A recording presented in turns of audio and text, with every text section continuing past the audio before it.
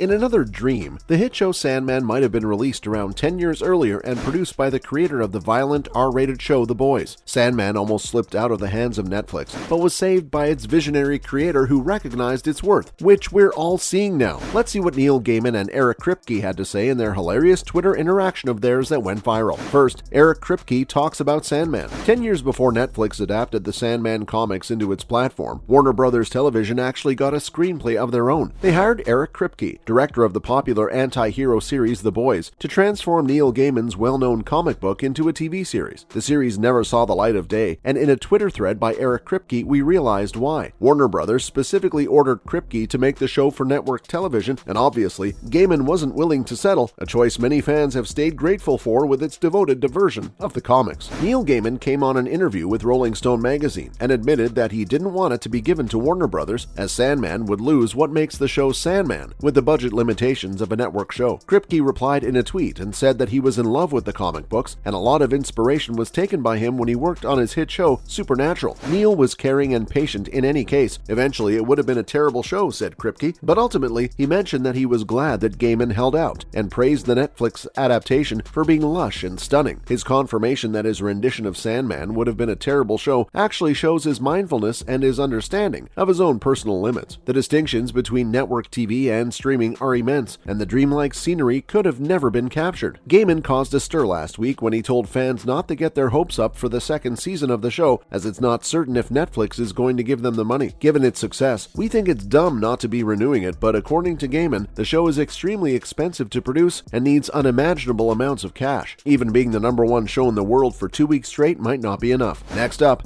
how is the series performing in the box office? In the latest release, Netflix let us in on its weekly viewing measurements and confirmed that The Sandman just crossed a major high score. The series was watched a staggering 53.79 million hours from August 27th to August 28th, a 7-day stretch measured by the platform. This means that in total it's been streamed for more than 300 million hours since it debuted. Viewership has been amazingly high since its initial release on August 5th, with almost 70 million hours played in total for just the first 3 days, and this number kept rising all the way to 127 million hours in its most memorable week. Altogether, The Sandman has been watched north of 328 million hours altogether. The first 28 days are the most important in a series, and for it to be deemed successful enough for a renewal. And with every passing day, it seems more and more improbable that it's going to make it onto Netflix's top 10 English-language TV shows list. For the amount of money put into it, we think that Netflix is going to have second thoughts about greenlighting its Season 2 if it doesn't reach the top 10 list or somewhere even close. The series, with at least hours on the list, has around 484 million hours, which is The Witcher Season 2, meaning The Sandman would require north of 160 million hours in only 5 days, higher viewership than it's seen yet. So in reality, it's going to be very difficult to see a Season 2 in production, although Neil Gaiman went on to say that they're on target for renewal, and even if they don't make it, he hinted that the show would be picked up by another platform, maybe HBO or Amazon. Finally, let's talk about how the Netflix adaptation is technically the third time it's being done. So the first screenplay was by Eric Kripke, who admits he would have made a terrible show, and now we're seeing the famous Netflix adaptation on our screens. But according to Gaiman, there was a third screenplay being developed for a movie in between. The film was being made by John Peters in the 1990s, and apparently Gaiman thought it was trash. So trash, in fact, that he actually secretly leaked the screenplay, just so the film wouldn't be produced. The director spoke on a podcast that when he read the script, it was probably the worst script he's ever read, and not even just for The Sandman, just the worst ever. It tried making the mystery and drama theme of the comics into an action comedy, and the creator just felt disrespected reading the entire thing. So it's not just Eric Kripke who would have made a bad show, but this is indicative of how the concepts in the comic books were more advanced than in their time, and truly would have just been limited by the technology and effects of the 90s. But don't feel sorry for Kripke, as he has gone on to make his very own hit series on Amazon Prime, The Boys, which is now shooting for its 4th season. It's going to have Jensen Ackles return, who also worked with the director on Supernatural for 10 years, and there are also rumors of a secret role for Jeffrey Dean Morgan, who also showed up in the CW show. Now, in other related news, starting with Jeffrey Dean Morgan's almost perfect role in The Boys. It doesn't come as a surprise to any of us that Jeffrey Dean Morgan will in fact be joining Season 4 of The Boys. It was only a matter of time since speculations about this had started, ever since Eric Kripke had convinced Jensen Ackles to join the show, who was also the star of Supernatural. Even though we do not quite exactly know what or who Morgan will be playing in the show, we do have some very educated guesses that might end up being turned to reality, thanks to Garth Ennis's comics. The best character for Dean Morgan for The Boys Season 4 would definitely be Tech Knight. This character is The Boys' take on DC's Batman, and he is quite the troubled character, with problems revolving around the insatiable need to have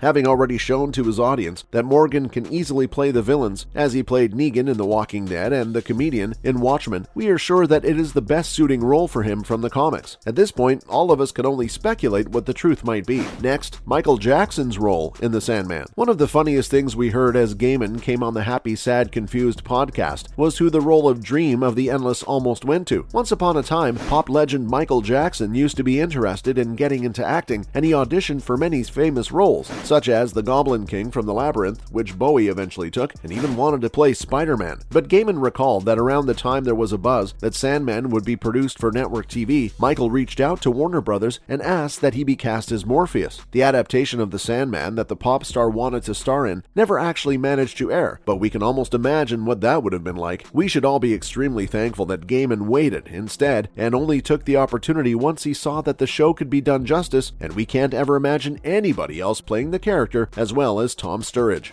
Wrapping things up with, The Boys Season 4 might be facing a huge 7 problem. The 7 has been the true symbol of what The Boys has been known for as a show. Fans have been obsessing over the 7, but for the most part, there haven't been even 7 whole members of the show. Huey ended up destroying Translucent in episode 2 of season 1, reducing the team to 6, and eventually, as members of the team kept dying, the 7 was reduced to just 5 members. During season 2, it was also merely possible for them to go along with just 5 to 6 members. No wonder the show has death on every corner. It keeps things interesting when the 7 fluctuates in its number, as we saw in season 3, when there were 7 full members in the team and the 7 was once again resolved. But this leaves us wondering whether season 4 will be able to maintain the 7 in a way that the universe works out and the concept doesn't start to look void in itself. Thanks for watching, and that's a wrap for this video. Do you think Eric Kripke could have pulled the Sandman off as well as Gaiman? Let us know in the comments below. Make sure to give this video a thumbs up and subscribe to our channel for more videos like this. See you in the next one.